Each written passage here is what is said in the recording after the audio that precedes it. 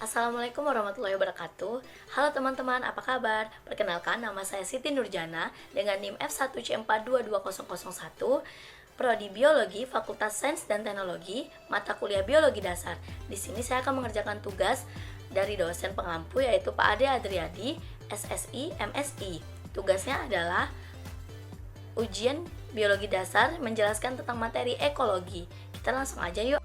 Baiklah, di sini saya akan memaparkan tentang pengertian ekologi.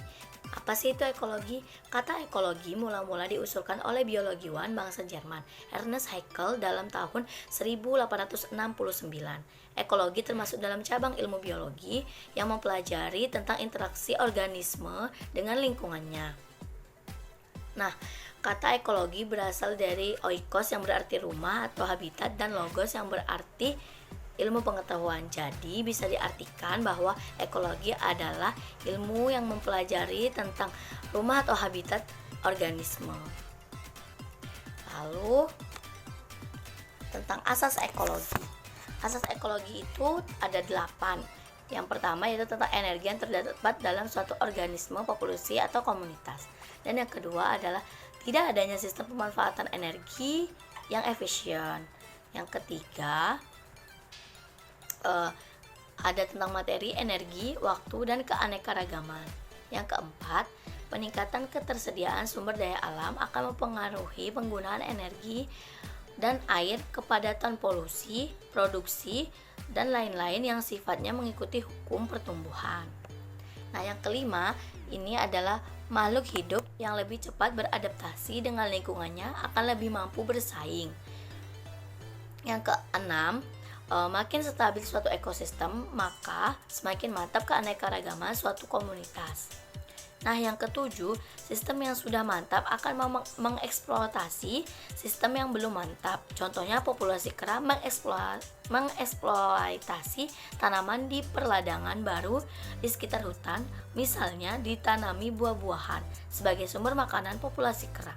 Yang kedelapan adalah organisme atau populasi dalam suatu komunitas yang tertekan oleh lingkungannya akan berupaya tidak punah, tetap survive. Contohnya, penduduk yang hidup di daerah tandus umumnya akan menjadi lebih kritis, kreatif, dan ulet bila dibandingkan dengan penduduk yang hidup di daerah subur.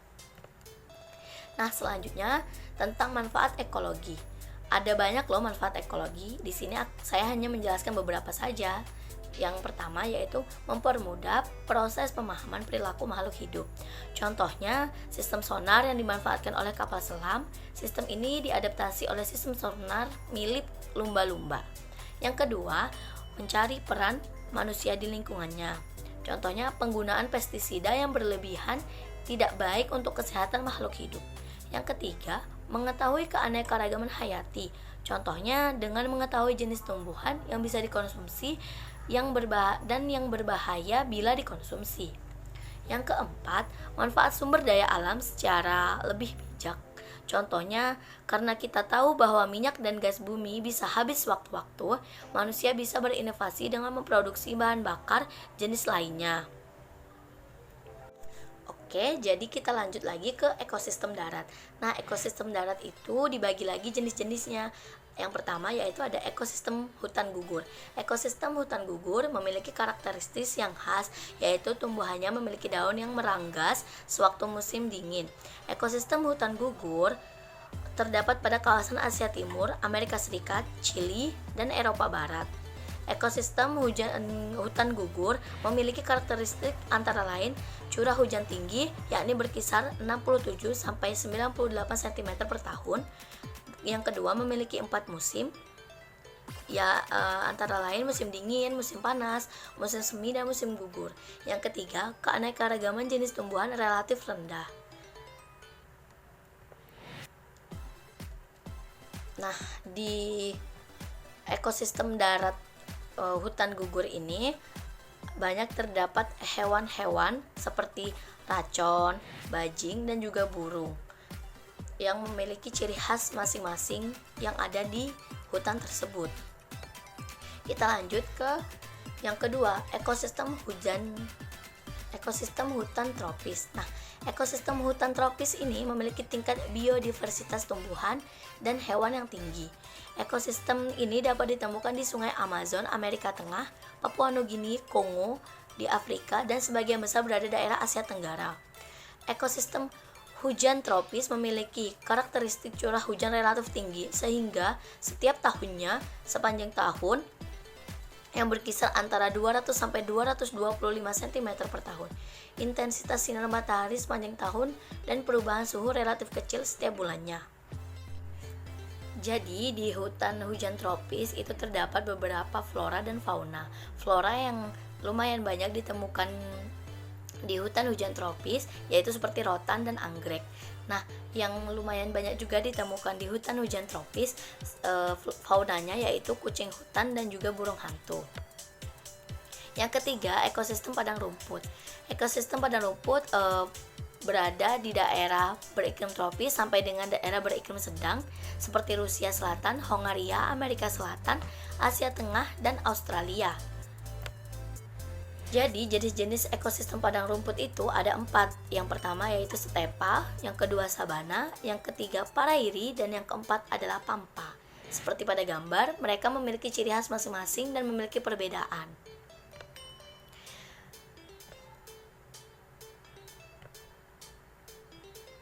Jadi setelah adanya ekosistem padang rumput, ada juga ekosistem taiga yang terdapat di daerah subtropika dengan daerah kutub seperti di daerah Rusia, Skandinavia, Siberia, dan Kanada serta Alaska. Ada juga ekosistem tundra. Ekosistem ini terletak di areal lingkungan kutub utara sehingga memiliki iklim kutub. Tundra memiliki arti daratan atau dataran tanpa pohon, vegetasi didominasi oleh jenis tumbuhan lumut, vegetasi lain adalah rumput dan beberapa tanaman bunga yang berukuran kecil. Nah, selain itu juga terdapat ekosistem gurun. Ekosistem gurun terdapat di wilayah seperti wilayah Australia, Amerika Utara, Asia Barat, dan Afrika Utara. Seperti pada gambar, mereka juga memiliki ciri khas masing-masing. Nah, selain itu juga terdapat ekosistem air laut. Ekosistem air laut ini adalah ekosistem yang berada di perairan laut. Ekosistem air laut terdiri dari beberapa ekosistem yaitu ekosistem pantai pasir dangkal, ekosistem perairan yang dalam, dan ekosistem pasang surut. Ekosistem air laut didominasi oleh air laut yang luas dan merupakan habitat biota laut dan tanaman laut seperti ganggang dan terumbu karang. Jenis ekosistem air laut itu ada ekosistem pantai. Ekosistem pantai terletak di antara ekosistem darat, daerah pasang surut, dan laut. Ekosistem pantai dipengaruhi oleh gelombang pasang surut air laut. Makhluk hidup yang hidup di pantai beradaptasi secara struktural sehingga melekat pada substrat yang keras. Hutan pantai berbentuk dari pasir yang terhempas oleh gelombang air laut dan ditumbuhi tanaman. Nah, selain itu juga terdapat ekosistem terumbu karang. Tentunya ekosistem terumbu karang ini terdapat di dalam laut. Terumbu karang merupakan ekosistem dasar laut yang terdiri dari interaksi antar hewan karang yang membentuk struktur kalsium karbonat atau batu karpur. Nah, juga terdapat ekosistem estuari. Mungkin agak asing ya di telinga kita. Apa sih itu ekosistem estuari? Ekosistem estuari adalah muara dari aliran sungai dan dengan laut. Salinitas air pada ekosistem estuari mengalami perubahan secara bertahap dari daerah rawa sampai ke laut. Nah, itulah beberapa pemaparan tentang ekosistem yang ada di darat dan di laut. Nah, selanjutnya yaitu ada ekosistem air tawar. Apa sih ekosistem air tawar? Ekosistem air tawar adalah ekosistem yang memiliki tingkat salinitas yang rendah. Ekosistem air tawar memiliki banyak manfaat kepada masyarakat, antara lain sebagai sumber air minum, irigasi persawahan, dan lain-lain. Ekosistem air tawar dibedakan menjadi 2 berdasarkan keadaan air dan berdasarkan daerahnya. Ada ekosistem perairan tenang dan ekosistem perairan air mengalir. Nah, menurut jenis ekosistem air tawar berdasarkan daerah ekosistemnya dibedakan menjadi 3 yaitu zona litoral, zona limnetik, dan zona profundal. Nah, zona litoral itu adalah sungai dangkal yang mendapat intensitas matahari yang cukup tinggi. Sedangkan limnetik adalah sungai yang berada di dalam hutan tetapi masih mendapatkan sinar matahari. Yang ketiga, profundal merupakan sungai yang terdapat jauh di dalam hutan dan tidak mendapatkan sinar matahari. Nah, di sungai ini memiliki jumlah vegetasi yang relatif sedikit karena tidak mendapatkan sinar matahari yang cukup. Sungai ini biasanya memiliki kedalaman yang cukup dangkal, pada saat hujan akan menjadi lebih dalam. Nah, jadi sekian dulu ya penjelasan dari saya. Kurang lebihnya saya mohon maaf. Wabillahi taufiq wal hidayah. Wassalamualaikum warahmatullahi wabarakatuh.